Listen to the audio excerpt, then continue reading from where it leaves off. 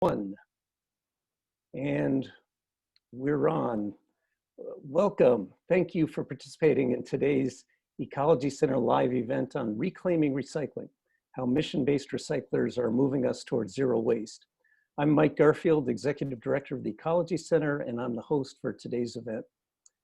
The first thing I'd like you to know is that Steve and Judy Dobson are sponsoring this virtual program, and we are very grateful to them for that and for their longstanding and generous support. After my introduction, we have terrific presentations on tap, then time for questions and discussion, and we're planning to wrap things up by 6 p.m. Currently, all attendees are in listen-only mode. If at any time during the session you have a question, please use the chat box to share it. After we hear from Lynn Hoffman and Brian Weinert, I'll read out questions for them and comments. Please note, today's program is being recorded and it will be available tomorrow. Now, as you know, the Ecology Center is celebrating its 50th anniversary this year. And before the onset of the pandemic, we had planned dozens of public events in 2020 to mark the occasion. Since then, however, we overhauled our plans to focus on mission critical work in the crisis and decided we'd find time later to celebrate. But this new series, Ecology Center Live, is our way of reaching out to you this year to discuss some of the most important topics of the day, or at the very least, to offer you 60 minutes of respite from election anxiety. If you joined us a couple of weeks ago for our first installment, you learned we may not be quite as entertaining as Saturday Night Live, but we are definitely more informative than a presidential debate. Plus, both of our presenters are present today, and as I know them both personally, I can attest they're unlikely to interrupt the other. Today's topic, reclaiming recycling, is one that's very close to our organization. Less than a month after the Ecology Center's founding in 1970, we started the first recycling program in the state of Michigan, and one of the first in the country. That program was meant to address the problems of resource depletion, air and water pollution, fossil fuel use, and community economic development. It was about green jobs, before green jobs were a thing. The program was successful and popular, and a decade later, it merged with a startup nonprofit curbside recycling service called Recycle Ann Arbor, after which the services and the whole concept of municipal recycling grew by leaps and bounds. Since 1990, Recycle Ann Arbor has been organized as a nonprofit subsidiary of the Ecology Center, providing zero waste services for the environment and the community. Over that same time, recycling has been adopted by most communities across the United States and by the solid waste companies that provide most of those services. But the environmental, public health, and social justice mission of recycling hasn't always survived the growth of the industry. And today, conventional recycling services are beset with tenuous markets, plastic pollution problems, and widespread public confusion about why we even undertook this whole enterprise to begin with. We're here today to sort out the myths from the facts, and we're joined by two of the most knowledgeable people in the world of recycling and zero waste. I'm going to introduce both of them before I hand the Zoom controls over to our first speaker. Lynn Hoffman is the co-president of the country's largest nonprofit recycler, Eureka Recycling, which provides most of the recycling services in the Minneapolis-St. Paul Twin Cities region. Eureka uses tangible, real-world solutions for managing resources to address the climate crisis, to build strong local economies, and to support healthy and equitable communities. They employ over 100 people in living wage jobs and process over 400 tons of recyclables every day. Lynn also serves as the national coordinator of the Alliance of Mission-Based Recyclers, and she's going to speak to the national context of recycling and zero waste. Brian Weinert is well known to many of you. He's the Director of Strategy for Recycle Ann Arbor, the former chair of the Michigan Recycling Coalition, and the former recycling coordinator of the City of Ann Arbor. And even before his 20-year stint at Ann Arbor City Hall, he was one of the recycling community's early leaders, running RAA's operations in the second decade of the startup efforts I mentioned a minute ago. Brian is going to speak to Recycle Ann Arbor's initiative to redevelop the City of Ann Arbor's materials recovery facility and about related community initiatives. Remember that if you have questions while Lynn and Brian are speaking, please post them in the chat. We are going to start with the national perspective on these issues. So please now, let's give a big Ecology Center Zoom welcome to Lynn Hoffman. Thanks so much, Mike. It's really just such a treat to be here with you all. I'm obviously such a fan of Ecology Center and Recycle Ann Arbor and Ann Arbor, the city. I had a sweetheart in my youth who lived there, so I've done the drive from Minneapolis to Ann Arbor many, many times. It's a cool town. So I am going to share the screen and dig into my presentation here. And how's that? Can you give me a thumbs up, Mike? We're good? Okay, great. So I want to, like Mike said, give a little bit of national context to the awesome things that REA and Ecology Center are doing in Michigan, and kind of bring, another outside lens to that work. I want to start by telling you a little bit about Eureka. I might give a great intro, so I won't bore you with all of those facts, but we've been around for about almost 20 years as Eureka, but we were born out of a similar origin story in that it was a real grassroots community-based effort that started as a program of another nonprofit in the Twin Cities in St. Paul, and kind of grew and grew and grew until we spun off and became our own zero waste organization and launched our fleet of trucks and opened our MRF, our material recovery facility. And we've grown and added services in our operations to about 100,000 tons of single stream every year. And we are similarly modeled in that we are a zero waste advocacy organization who happens to do recycling operation as a demonstration for kind of right action. What is the appropriate role of recycling in the zero waste future? How do we get from where we are now to where we all know that we need to be?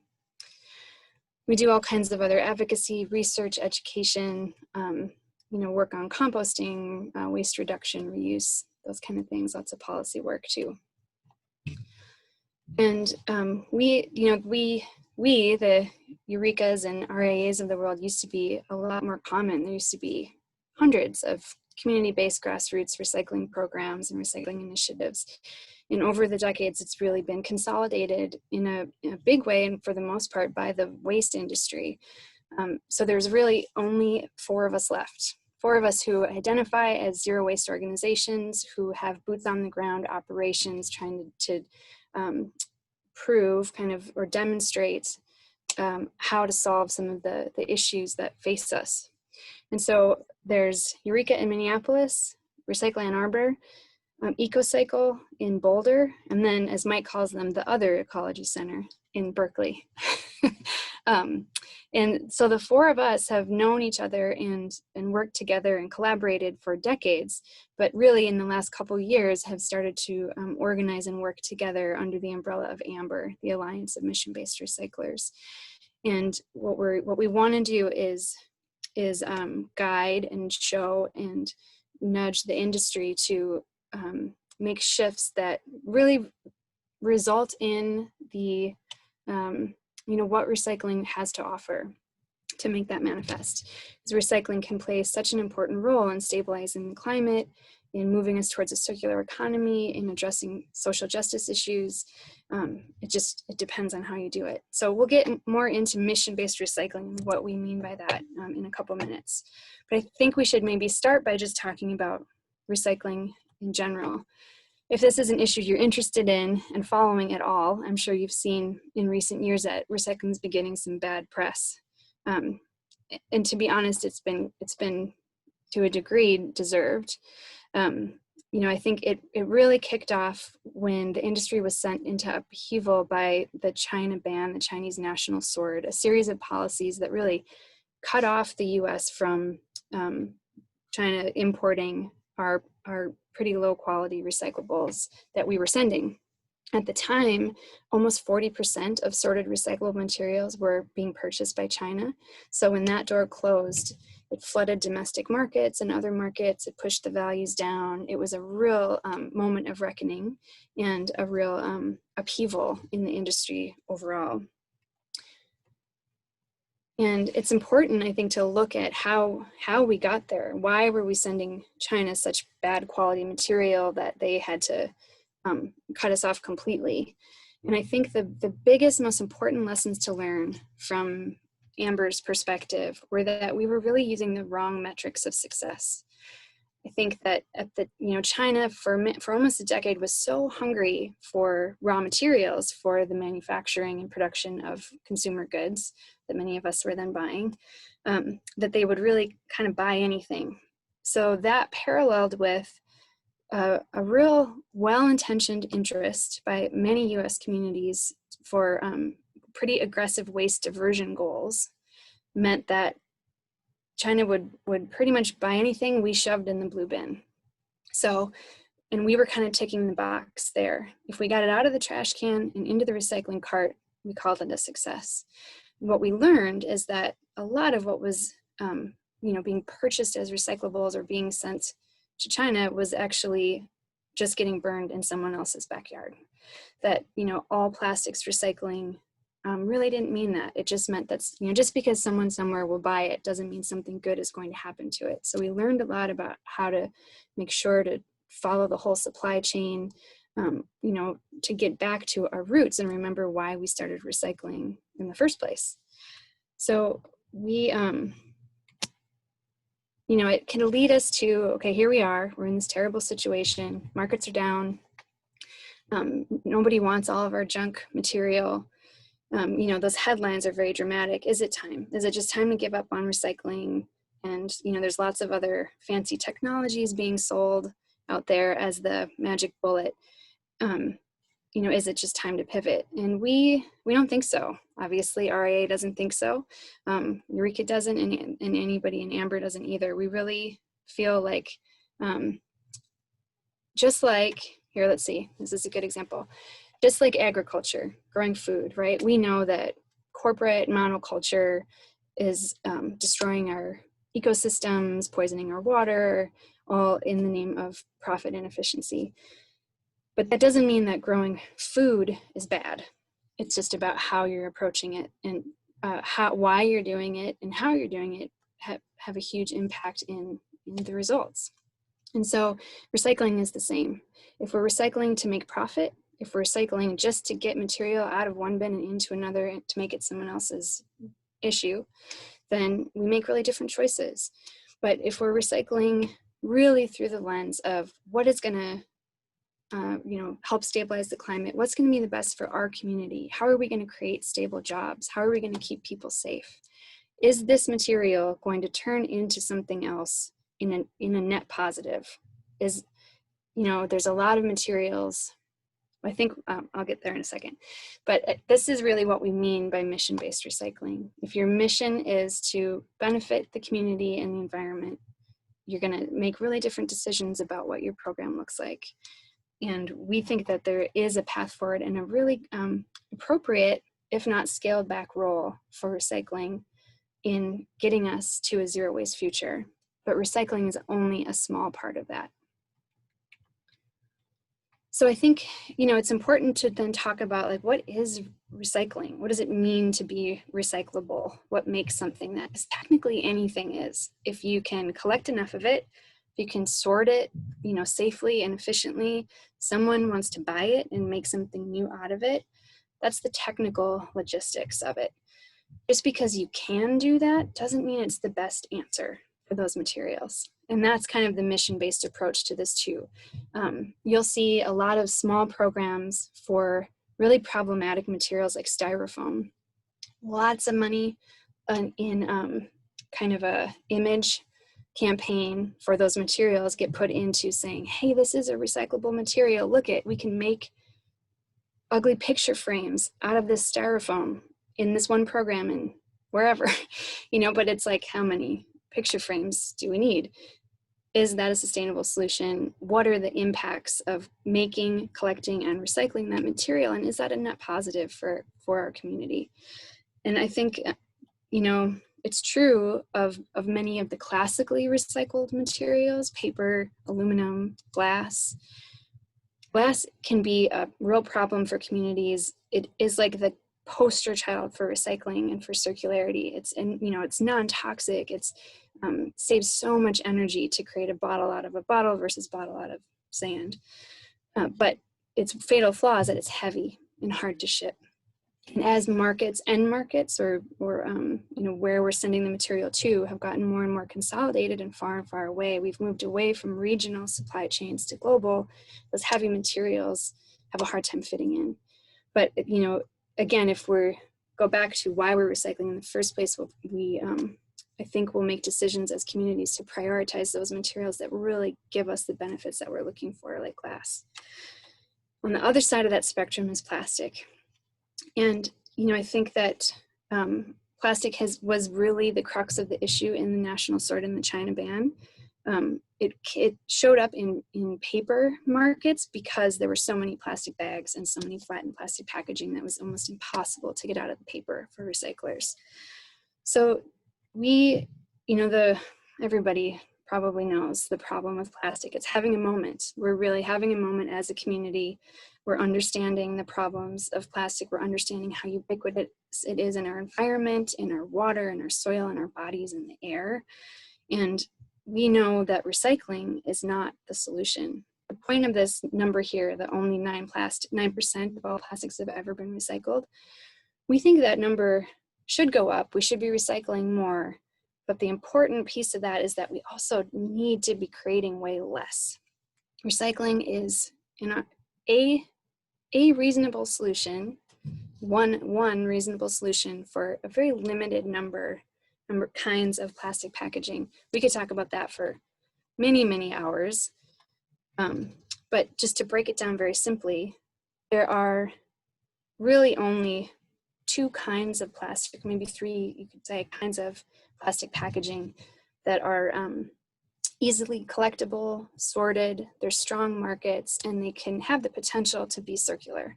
So PET, number one, like soda and water bottles, then HDPE, which is like number two on the bottom, laundry detergent, and milk jugs.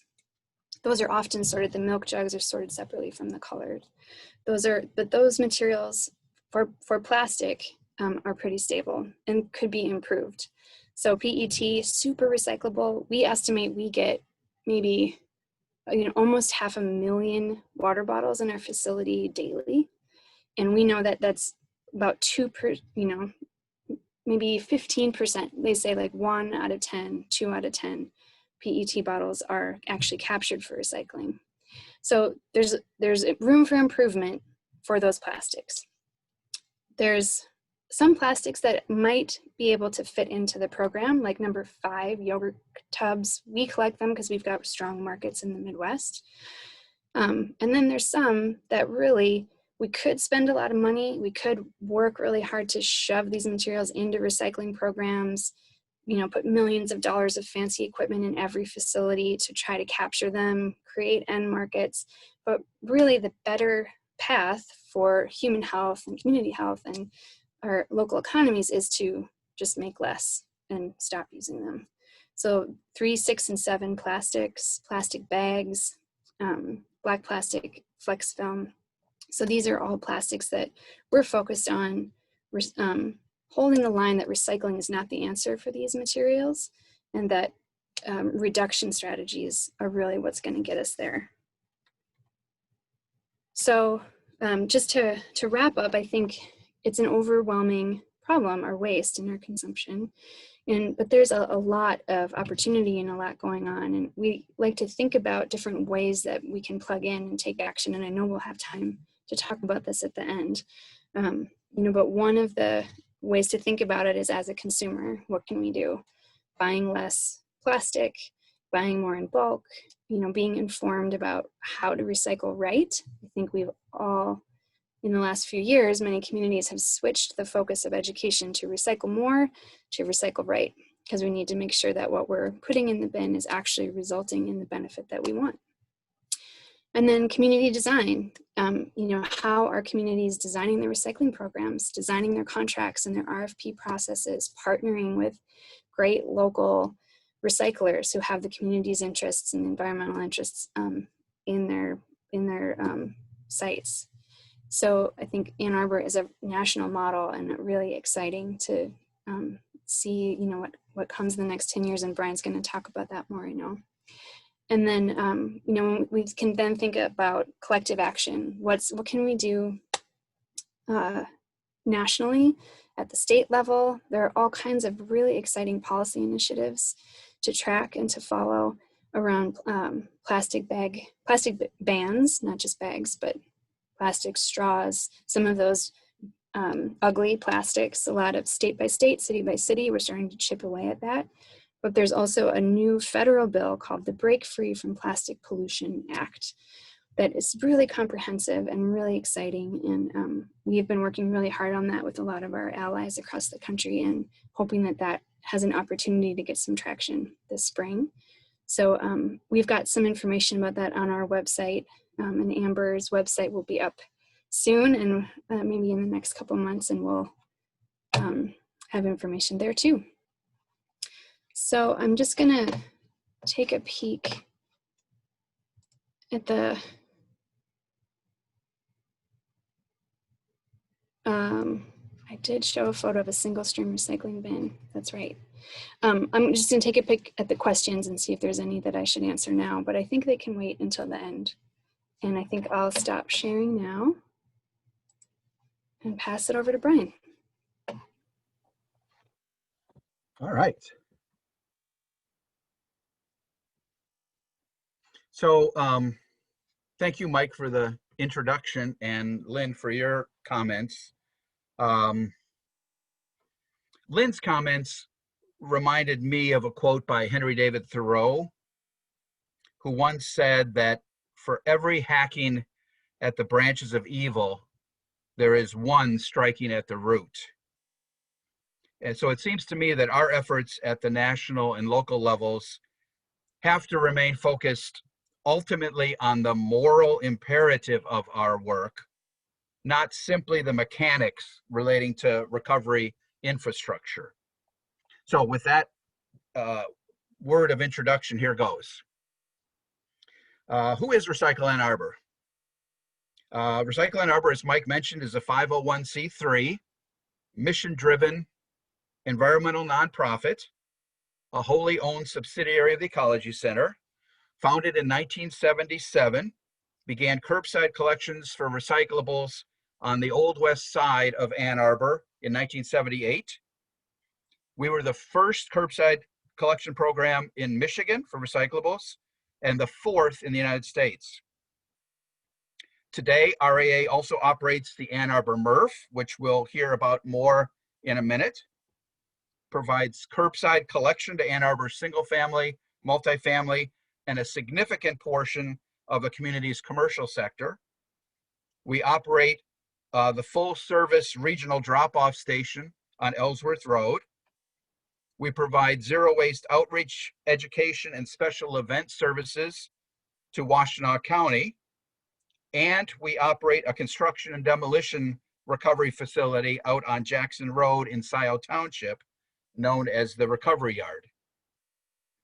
Up until a few months ago, RAA also operated a reuse center on South Industrial Highway that has since been forced to close given COVID and high rents. We do have a reuse innovation team that is now meeting to assist us in re-envisioning our reuse role in the community going forward. So we remain committed to this service, even given this near-term setback on reuse. So what is a MRF and why do they matter? Lynn mentioned this a little bit. I'm going to go in a little more detail about MRFs. Material recovery facilities, or MRFs, are specialized plants that receive, separate, and prepare recyclable materials for end user manufacturers. MRFs matter because their design and operations determine the type and quality of materials being sent to manufacturing plants, the percentage of residue that does not end up being recovered, the types of end markets selected for recovered products, the labor that is used, and the safety and compensation for those workers, the maintenance systems in place to secure long-term operational effectiveness, and the educational support services provided to the communities that they serve. RAA believes that a materials recovery facility is the hub of any community recycling program. It can be a spark for regional economic development, a source of good local jobs, the key components in recycling education programs, and the guarantee that the environmental benefits of recycling actually get realized. We are fortunate that REA's environmental values largely reflect those of the Ann Arbor City Council and the larger community, including Ann Arbor's carbon neutrality commitment.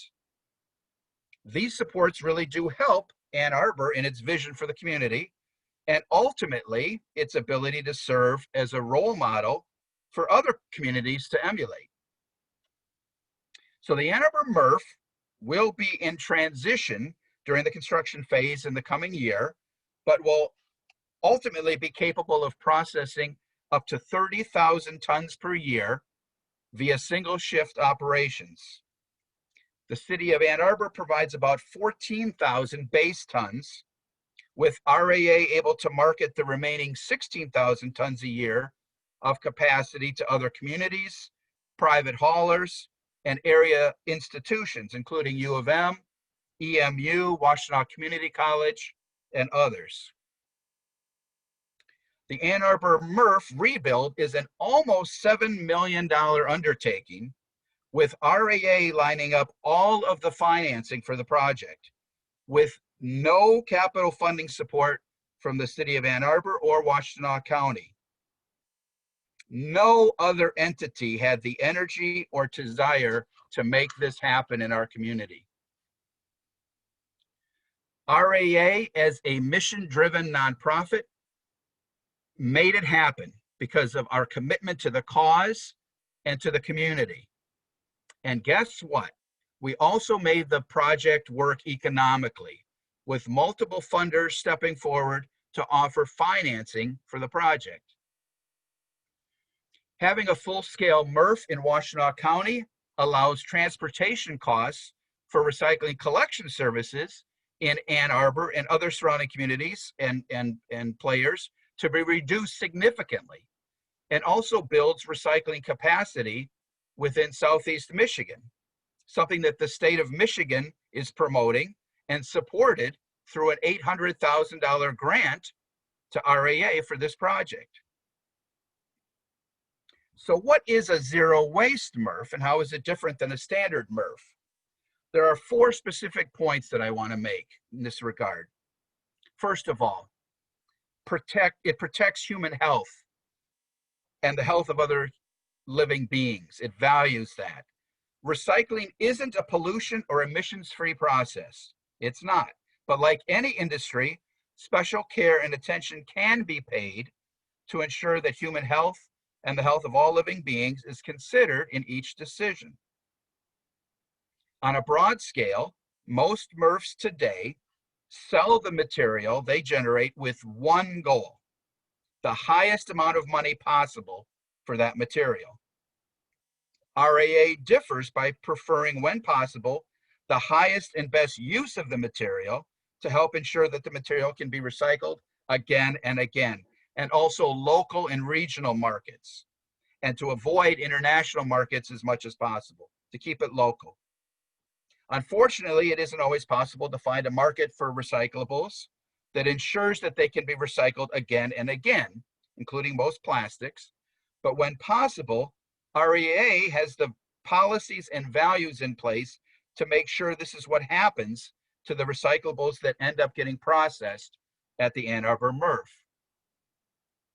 And speaking of plastics, Plastic and other disposable packaging, as Lynn mentioned, contain thousands of chemicals, some of which have been known to cause cancer, endocrine disruption, reproductive issues, and other serious health risks. Instead of greenwashing plastics by accepting any plastic at the MRF, regardless of whether it even has a viable market, RAA will only be accepting plastics that have sustainable end markets and will be made into another product at least one more time. RAA will advocate for policies at every level of government that require producers to design their products to eliminate waste and avoid releasing more toxics into our environment. For another hands-on example of how RAA protects human health at their MRF, we can use the example of how RAA is unlike many other MRFs that operate today and who do not provide paid sick leave or hazard pay to their frontline employees, and in some cases, don't even provide the necessary PPE to protect their employees. RAA is ultimately looking to hire union workers with living wages and defined benefits, involving employees in creating and sustaining a healthy and productive workspace. Second point I want to make about zero waste MRFs, mitigating climate change. Global waste generation is increasing faster than any other environmental pollutant. Global waste generation, let me say it again, is increasing faster than any other environmental pollutant. Therefore, action in this sector can have a much greater impact on reducing greenhouse gas emissions than the current emission inventory suggests. The International Solid Waste Association estimates that when all management actions, including disposal, recycling, and composting, are considered, the waste sector could cut greenhouse gas emissions by 10 to 15% globally. When materials can be recycled over and over, then recycling truly becomes circular and provides the greatest gains in mitigating climate change. This goes back again to REA's values around the highest and best use for the recyclables processed. Third point I want to make, saving valuable natural resources. Besides reducing emissions from landfills and incinerators, with particular negative impacts on disadvantaged communities that often serve as hosts for these facilities, recycling saves energy and conserves valuable natural resources. That's because making goods from recycled materials requires less energy than mining, drilling, or tree harvesting. Understand, as Lynn mentioned earlier, that ultimately recycling is part of the solution, but not the solution. Waste elimination, waste reduction, reuse, and repair are far better environmental and economic choices for us as individuals and as a society. Fourth point, the unique position of the Ecology Center and Recycle Ann Arbor working together. And this is where the mission of the two organizations and you as advocates and consumers come into play. We support recycling and composting efforts in our communities, but also recognize that the root, quoted by Thoreau earlier, is ultimately about our moral complicity in mindless consumption. The Ecology Center has been advocating and educating about waste issues and toxics for decades. They've become a national leader in bringing attention to these issues. RAA has been the traditional local service provider, but now also a national model for zero waste MRF operations and a spectrum of services in the community designed to change the way we view waste. So what about waste reduction?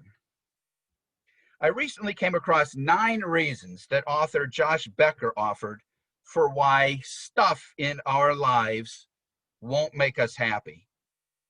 I think we need to step back occasionally to remind ourselves of our tendency to, let's just say, overdo it.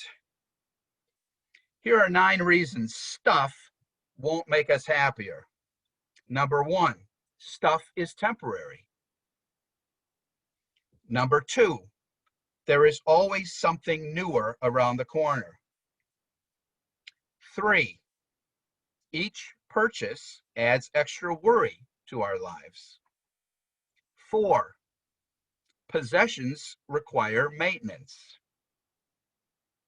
Five, our purchases cost us more than we realize. We don't just buy things with money, but also with hours of our lives.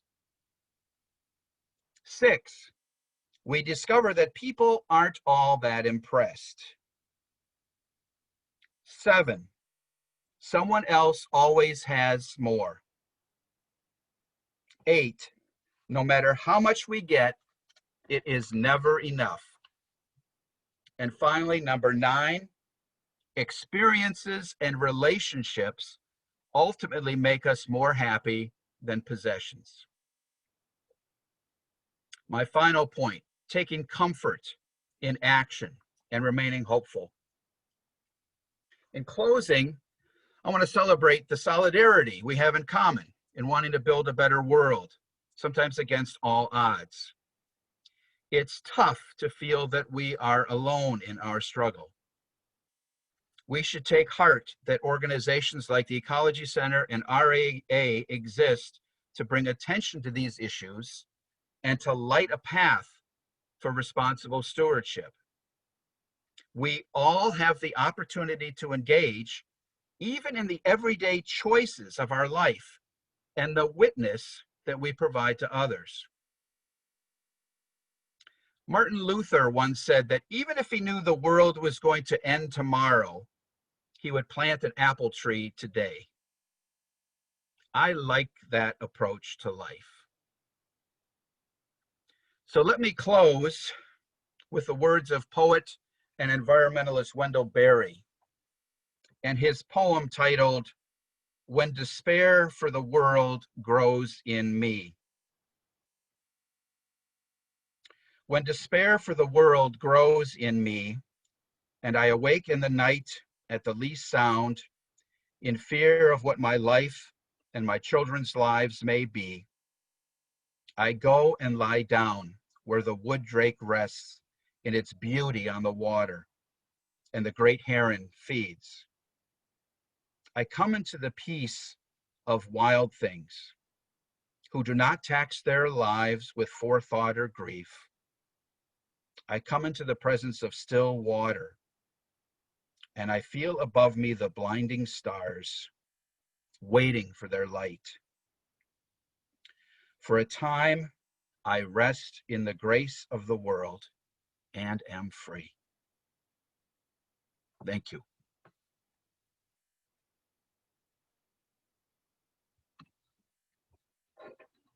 Thank you, Brian, and thank you, Lynn. I think I need to take a second before continuing with the program after Brian's reading.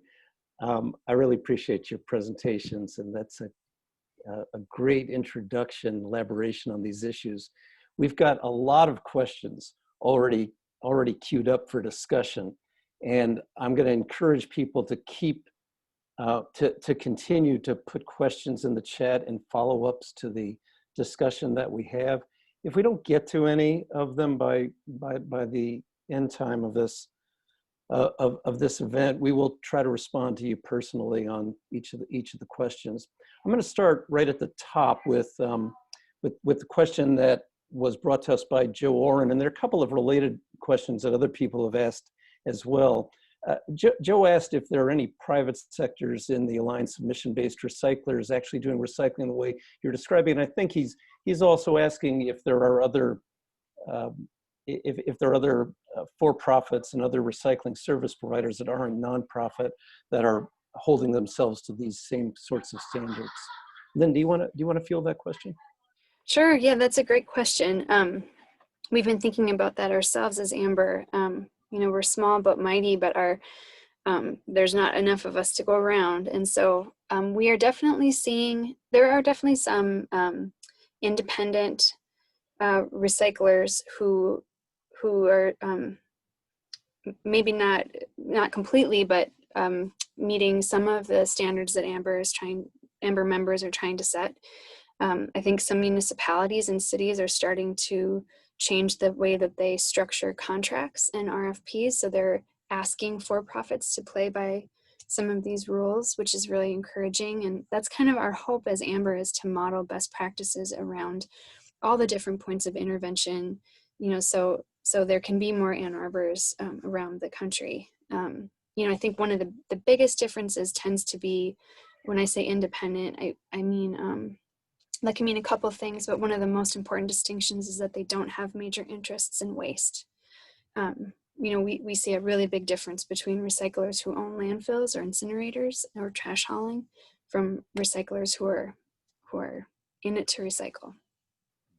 Can we keep going with that line of discussion? There was a question that was brought a little bit later by John Mirsky, asking what federal, state, or other policies or technological breakthroughs are necessary to make recycled materials more competitive with virgin and therefore make recycling more attractive. Something like a carbon tax, something the equivalent of a carbon tax in the solid waste world that would drive greater recycling more broadly, especially in areas where there's little of it to begin with right now. That's a great question. I have an idea, Brian, but do you want to start? Why don't you go ahead, and then I'll maybe add on to what you say. Sure. So one example, I think there's a lot of different ways to come at that. There's interesting recycling at the state level and community level goals, and carrots and sticks kind of built into local policies around recycling participation, communities meeting certain goals.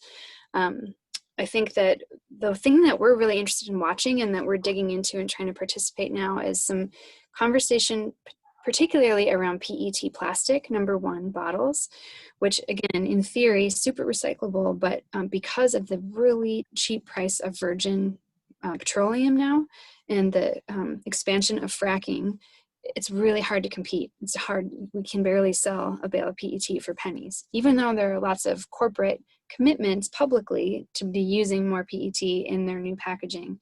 We've yet to see that translate into a stronger market for recyclables. And so one way to decouple those materials, it's from the heavily subsidized virgin petroleum, is to create something that California is really championing and breaking ground on, called a recycle content mandate. So if you want to sell bottled water in California, it's kind of a rates and dates model. Like by 2025, your bottle has to have X% recycled content by 2030. So that way, when you're a procurement person at a bottle manufacturer or for one of the major brands, you have to consider more than just what's cheapest in the moment. When you're purchasing, you're going to have to meet those standards to continue to sell your product. So that's one way to create more demand and figure out how to compete with the subsidies that are on the plastics and chemical side of things. Yeah, and I'd say in the meantime, that individual businesses and corporations and local units of government and nonprofits can likewise make those policies themselves. So short of statewide government action, for example, that we in our own circles can start to make these commitments and kind of drive that agenda where we work and where we live. I'm so pleased to see the state of Michigan stepping up. So outside of kind of the private sector or nonprofit sector engaging in buying recycled and getting engaged again, the state of Michigan is once again putting in some more serious money. It's still fairly small in the grand scheme of things, but as I mentioned, we got an $800,000 grant that helped to make the Ann Arbor MRF redevelopment possible. More of that is happening again in the state of Michigan after about a 15, 20-year lull in any kind of state commitment to recycling. So I think those kind of actions as well. So when we can start getting states making things happen enough, you finally reach a tipping point where then maybe there could be opportunities for national action as well. So I think we just have to keep kind of driving the agenda forward. And I think it even matters in our personal choices to be looking out for those recycled content products and to do a little digging to see what is the nature of this product, what alternatives are there, and to make those individual choices and then to push that forward into organizations that we're involved with as well. Lynn, Can I you add one mentioned- more thing, Mike, to that? Please. Just quickly, is I think on the other end of the coin too is something that called extended producer responsibility that we see a lot of in many other countries, but have very little of, if any, in the US, where there is any skin in the game by the folks that are making products and packaging. The way that EPR, extended producer responsibility legislation, is crafted in other places is that if you're going to make something and put it out into the world, you're responsible for making sure that it's easily recyclable, that even contributing to ways to capture it, and that there are requirements for using recycled content, or you have to pay. Here, you basically just have to consider, like, does it look good and is it going to sell? And then it's somebody else's problem. So the communities are the ones that end up footing the bill for having to continually respond, and recyclers, communities via recyclers having to continually respond to what we call the evolving ton. Packaging that's changing all the time. I mean, once or twice a week, we have our staff from the MRF bringing us some new weird thing that says recycle me, but it's not something that fits in our program or that our markets want. And so, there's very little regulation upstream. And I think, looking up at production is going to make the back end of recycling and waste reduction a lot less expensive and a lot safer and a lot easier. For us in Michigan, we're very familiar with the bottle bill, which is an example of a producer responsibility That's right. law. It's also one of the most effective environmental laws that we have in the state of Michigan, since because it puts a price on return of materials, it achieves recovery rates over 90% for those materials. Yeah. And if that deposit had been increasing with the rate of inflation, that rate would probably be even higher than it is today. Lynn, I wanted to ask you to elaborate a little bit on something you mentioned in your remarks about the Break Free from Plastic Act, which is one of a number of solid waste related bills that have been introduced in Congress recently. Can you just very briefly summarize what the main impacts of that bill would be, if it were ever enacted?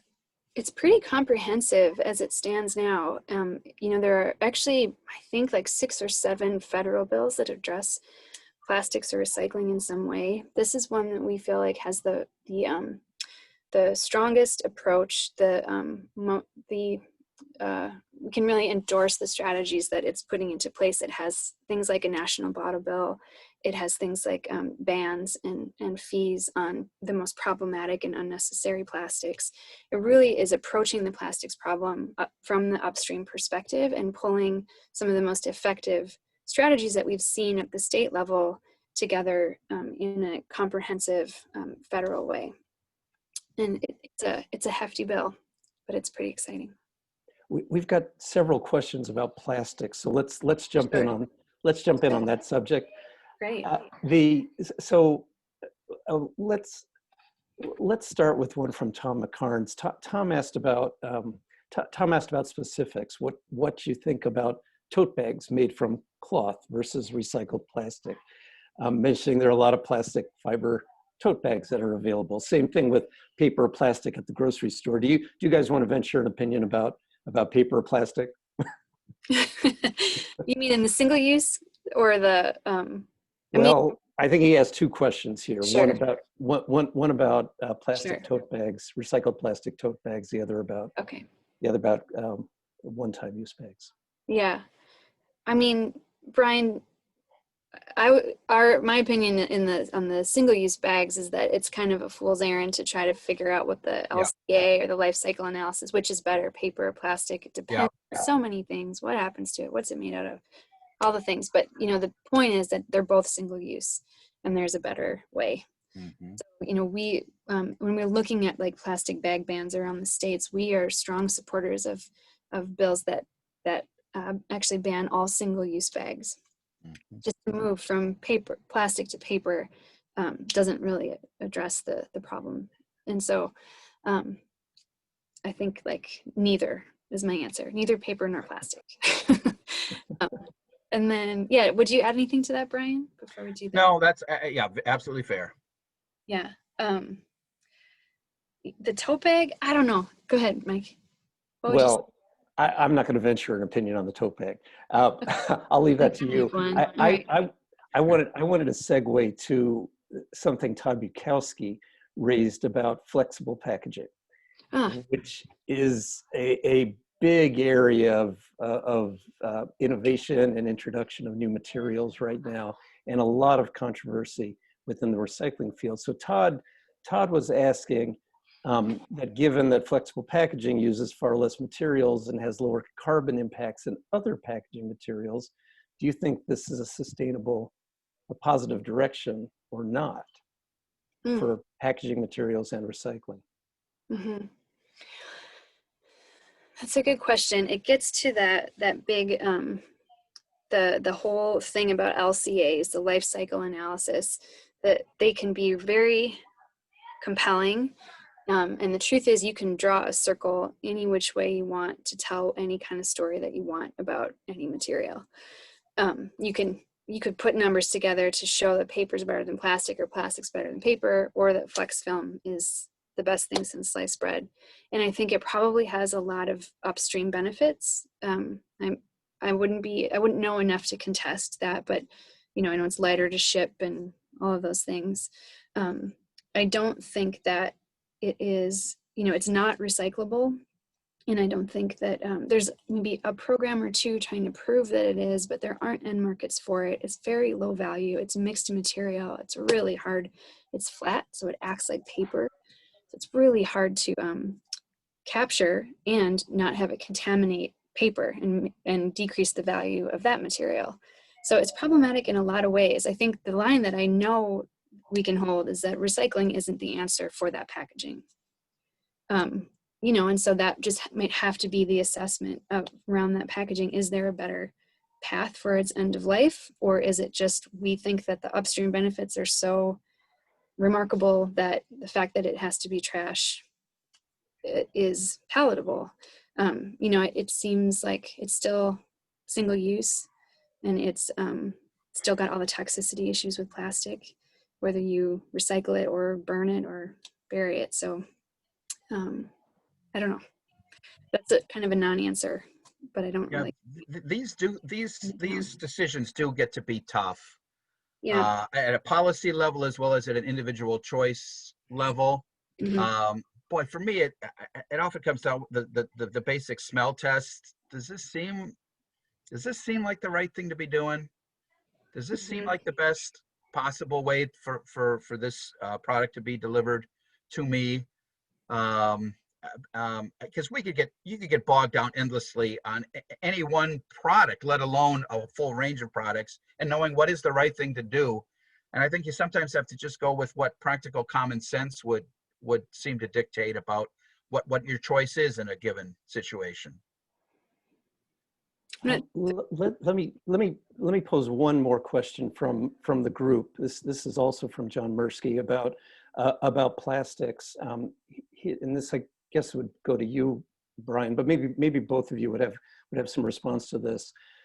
He mentions that REA accepts all but number 3 plastics right now. Presumably, all of the accepted types are indeed getting recycled. What prevents that from being the case elsewhere?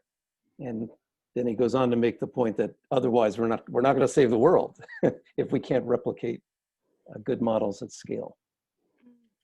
Yeah, and I think Lynn touched on this earlier, that a lot of the plastics that we had been recycling, because they were included in the city's program, not by our choice, but from the city's requirements, were this full range of plastics that we did faithfully ship to Rumpke in Cincinnati. And we're told, as Lynn suggested, that there are some number of those plastics that are highly recyclable with strong sustainable markets, but that a lot of the other materials they did send on to markets or included with other grades of plastic, but they themselves were not sure about what the level of recovery was once they shipped a given commodity to end market, how much of it actually did end up being used to make new products. And they were a bit dubious, even while bailing it and sending it places, that it really had much of any value ultimately. But they understood that many of the programs required this full mix of plastic, often for the sake of convenience, to just keep it simple for the consumer. Just throw it all in and we'll sort it out. I think there's some rethinking of that taking place, including by REA with our new MRF, to say, let's not, there's a certain element of greenwashing in that. It sends a feel-good message to people that if you put it in the recycling bin, it will be recycled. And that's not necessarily true. And in some ways, we're kind of enabling a behavior that ultimately is kind of counterproductive, when it's not true that those items really, truly are recyclable or have a sustainable market for them. I would maybe just add that, that the sustainable, and the question was a good question about scale, that it might be, there are a few markets that will make something really low grade out of these mixed materials, but you have to like melt it at low temps. It's a pretty toxic process. The end product, we just don't need that much of it, I mean, a bottle to bottle is a great recycling model. To take a mixed bunch of plastic and make some really low grade something, it's one step before the landfill, but it's not something that we want to scale. It's not part of a circular economy. It's downcycling. And so while that plastic might have been recycled once, it's that I think that we're starting to see, as Brian is alluding to, like that maybe that's not the best strategy for that material. And it makes us feel better about buying as much of it as we want if we think it's recyclable. And so it's a little bit about redefining, like, recyclable how many times and into what, and do we need it, and what's the impact of that? And so I think many programs across the country are starting to scale back from the all plastics and looking at things like bans and design regulations, and looking upstream for how to limit the number of plastics that we have to deal with. So we can maybe, it's not hard to switch in some cases from a number 3 to a number 1, and number 1 could easily fit in with the existing system. So there's just not regulation that's making anybody do that yet. Let me throw out one last question before we break today. We got a question from a product engineer, Marcus Papadopoulos, who says the biggest roadblocks they face in using recycled materials is cost and cleanliness of materials. Are there, what cleanliness or material safety standards can be applied to post-consumer recycled materials to make them more usable for end markets, more viable for end markets? Can you help me with the question, Mike? Like, how clean do they have to be going into the blue bin, or how, in terms of how they're getting sorted in the facility? Well, I think he's asking about both, and if there are standards that can be applied to them. I don't think they exist at this point, at least for the materials that get taken up in municipal recycling programs. Sure. I mean, there are standards that end markets have, for residual, like what, if you're selling someone a bale of mixed news, then it has to be mostly that, to a very small degree, it's not. So it depends on how we're defining cleanliness. And in some cases, like we often get asked, like, do I have to wash my peanut butter jar out? Do I need to put it in the dishwasher or take the labels off, right? So different markets have different requirements, but most of them can handle some small degree of residue, but a lot, it becomes problematic if it's more than that. And I think that also goes to how you handle the materials once they're in your facility. How much do you pack them in the truck? How fast do you run them over the line? The more you mush it together, the harder it is to unscramble that egg. And someone was asking about single stream, and that's really just like anything else, how you do it matters. There's really no going back unless you're starting a program from scratch now. So many communities are invested in carts and facilities that sort single stream.